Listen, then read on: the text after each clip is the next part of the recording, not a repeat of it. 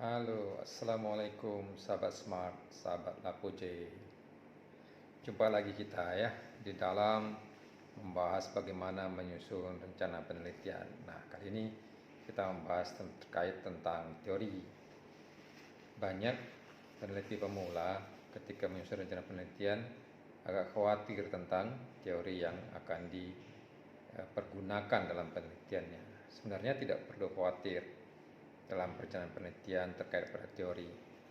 Nah, teori yang dipergunakan itu coba perhatikan pada rumusan masalah pertama, karena itu adalah inti dari suatu perencanaan penelitian.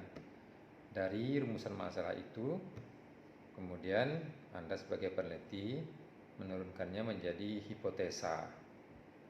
Nah, dari hipotesa itulah Anda kemudian mengidentifikasi teori yang tepat dalam perencanaan penelitian untuk membantu Anda merumuskan definisi konseptual dan definisi operasional, termasuk adalah kerangka berpikir dan paradigma penelitiannya gitu.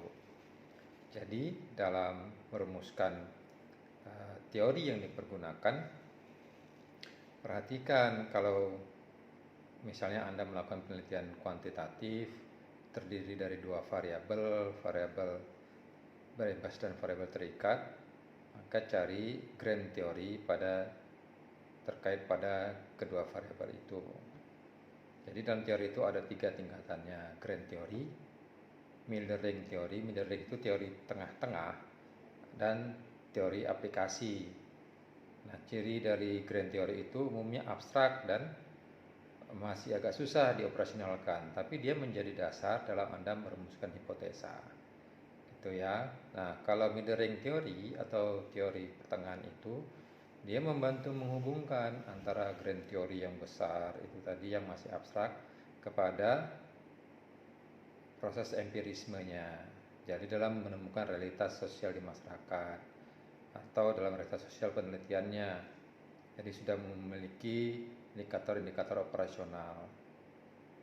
Mildering itu berfungsi juga untuk membantu dalam mengembangkan hipotesanya. Nah, nanti keturunannya menjadi aplikasi teori. Aplikasi teori itulah yang lebih membantu dalam menjelaskan dari grand teori yang besar maupun mildering teorinya. Dan itu membantu Anda untuk merumuskan konsep penelitian dan juga merumuskan dari operasionalisasi konsep penelitiannya, sehingga Anda bisa membuat pengukurannya gitu ya, sehingga kalau sudah ada pengukurannya akan lebih mudah membuat instrumen penelitian.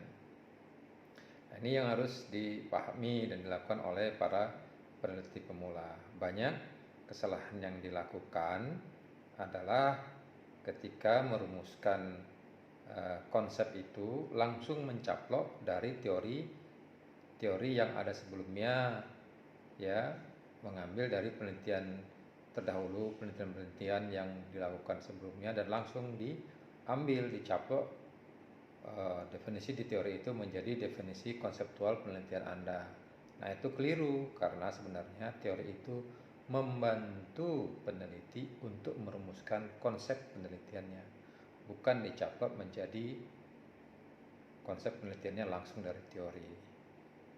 Karena salah satu ciri penelitian baik adalah ada unsur novelty-nya, kebaruan dalam merumuskan penelitiannya, termasuk adalah rumusan konseptualisasinya. Konsep dari teori itu yang dibantu teori itu juga menunjukkan tentang ruang lingkup penelitian Anda sekaligus keterbatasan dan kelebihan penelitian. Itu dulu, semoga dapat membantu sehingga para peneliti pemula dapat merumuskan teori yang tepat dalam perencanaan penelitiannya. Terima kasih. Salam Smart. Assalamualaikum warahmatullahi wabarakatuh.